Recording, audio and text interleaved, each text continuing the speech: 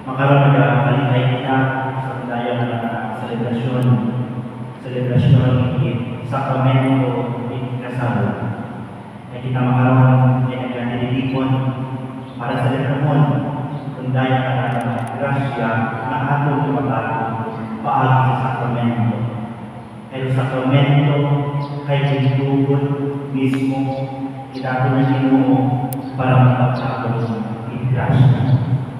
Sa inyo ay mga kay Kristo, umpisa pa lang sa pagtugay kalimutan, Lord Diyos, anang tugod, trukasal.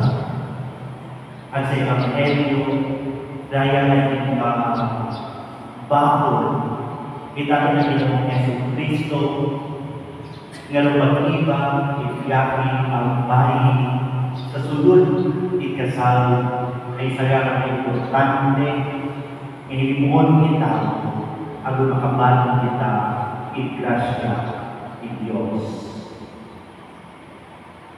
Sayo na ako, nga una umahadlong sa pagkakasal. Nahadlong kita magbulag, nahadlong kita separation, nahandog kita failed marriage, nahandog kita na achieve kita.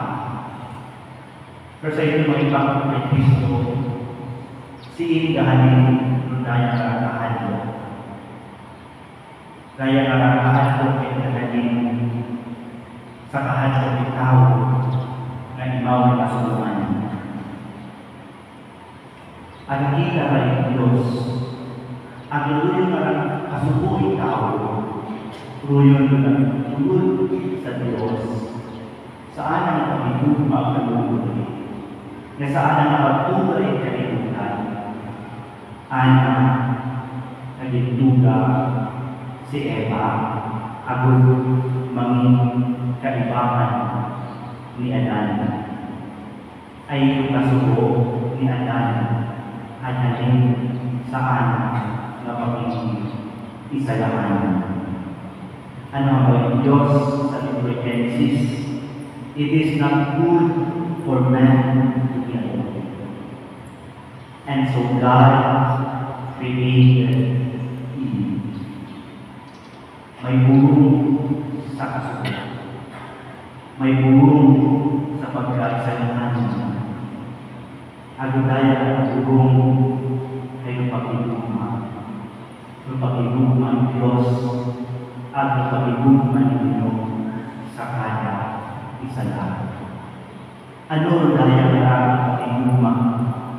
Kanaming pagdanatong sa mo, anarang summarize, kung daya ang lupag-igugma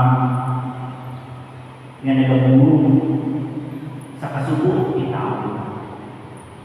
Ano naman po?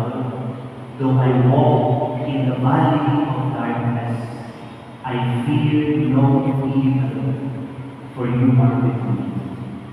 Raya, upang igugma, may nagasigurado na ikaw may kaibahan.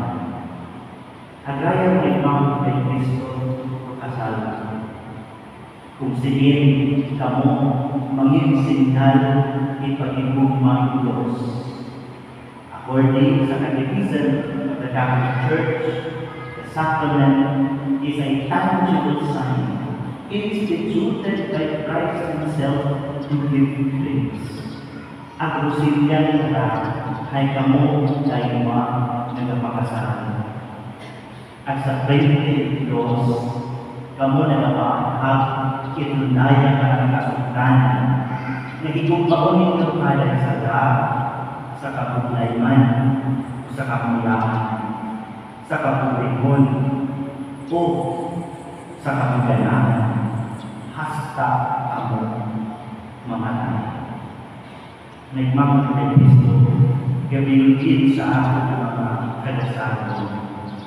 Kung gusto ninyo na mangitay tayo, mag-iba ako, hasta ako mamatay.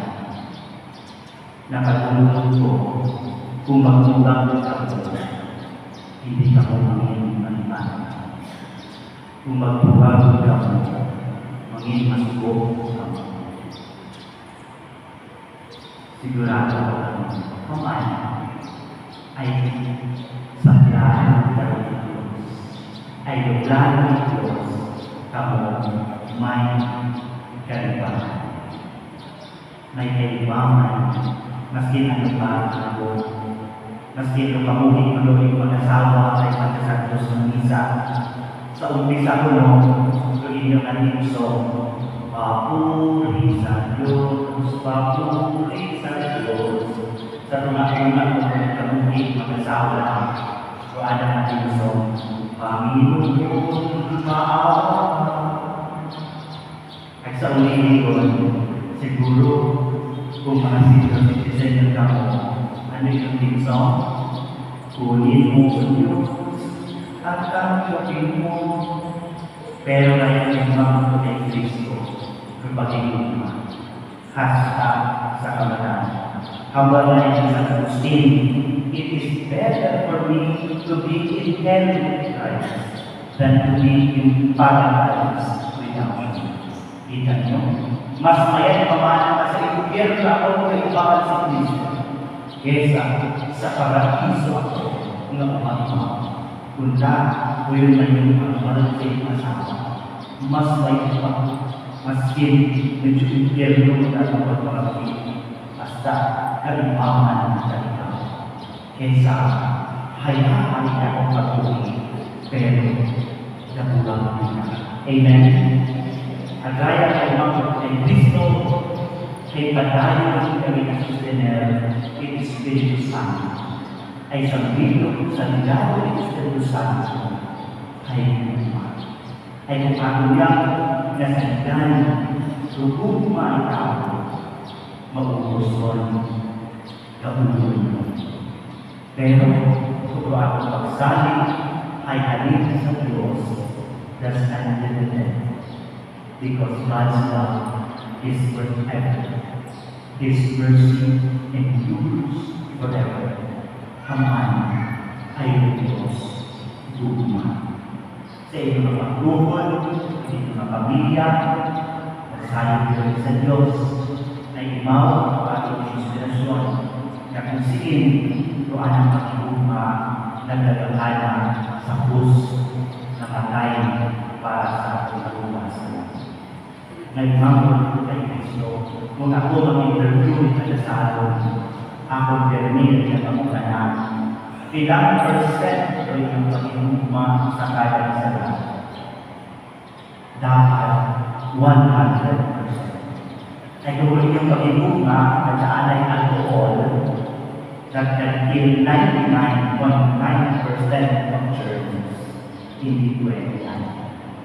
Ay kung 99.9% kata yung pag-igugma ni Jesus natin, wala ibaw at magansang sa Diyos at mamatay para. So yung pag-igugma sa kanya siya, 100% at gulo dapat maghahalin sa Diyos. Ang daya na igugma, yung epekto pala ay kabuhi.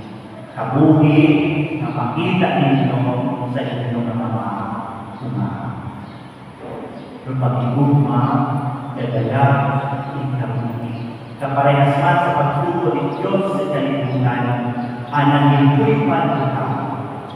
At doon na kabuhi na halin sa Espiritu Santo. Ay kuwa ang Diyos sa inyong mga pamilya, kuwa ang Diyos sa inyong relasyon, patay-patay, mahina, local, and training. Pero una ang Diyos, una ang Espiritu Santo, luyon, una ang katibyo-tibyo, ang nagkakabakot sa sakramento ng kasalo, na kung siin, kung tayo mga tao, sa pagigugma Diyos at sa grasya ng sakramento, maging isa. After yung kasyon sa simbahan, kung tayo maging isa. At huwag ay magbulag kami. Ay magbulag kami. mangin masubok. Padayon ka mo nga mangin isa sa pagigugma at sa sakramento at sa pagtuo. Ako, experience nyo sa pagigugma ng Diyos kanina. Pagigugma ng Diyos.